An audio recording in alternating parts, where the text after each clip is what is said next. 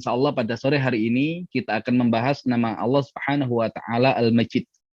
Allah Subhanahu wa Ta'ala yang Maha Mulia, di mana nama ini pertama Allah Subhanahu wa Ta'ala sebutkan di surat Hud ayat yang ke-73.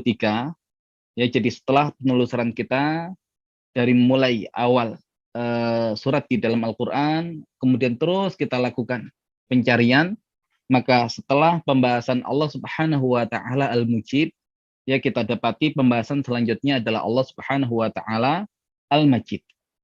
Dan di awal kita mencoba untuk mendengar, ya kita mencoba untuk mendengar penjelasan para ulama berkaitan dengan makna Allah Al-Majid.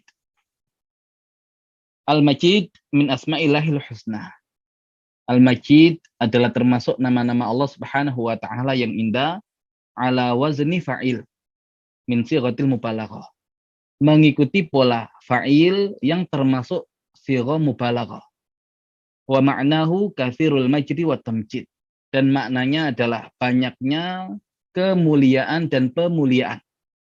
Al-mutadamminu likathrati sifati kamalihi wa sa'atiha, yang mengandung banyaknya sifat-sifat sempurna dan luasnya sifat sempurna itu, wa adami ihsa'il khalqi laha, dan ketidakmampuan makhluk untuk menghitung luasnya sifat Allah Subhanahu wa Ta'ala yang sempurna itu, wa sa'ati af'alihi, dan luasnya af'alnya Allah, wa kathrati khairihi wa dawamihi, dan banyaknya kebaikan Allah dan terus menerusnya kebaikan Allah Subhanahu wa Ta'ala.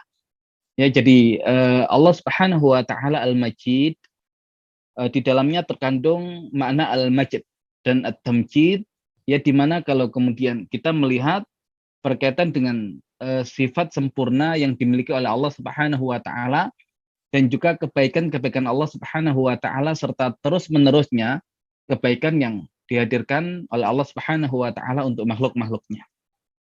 Qala Ibnul Qayyim rahimahullah, berkata Ibnul Qayyim rahimahullah, wasafallahu ta'ala nafsahu bil majid.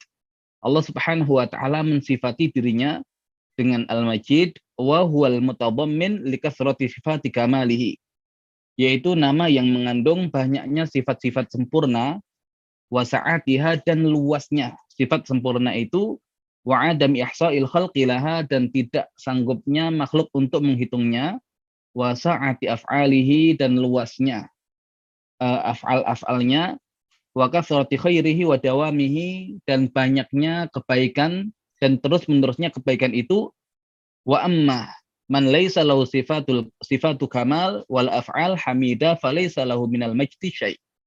Dan siapa yang tidak memiliki sifat-sifat yang sempurna dan af'al yang terpuji, maka dia tidak memiliki kemuliaan sedikit pun.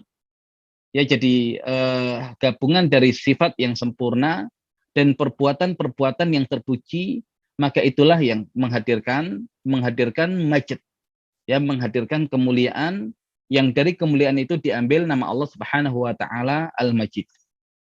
Kemudian dikatakan Al-Majdu, ya, Al-Majdu, kemuliaan itu dalam bahasa Arab adalah nihayatus syaraf, puncak dan akhir dari kemuliaan.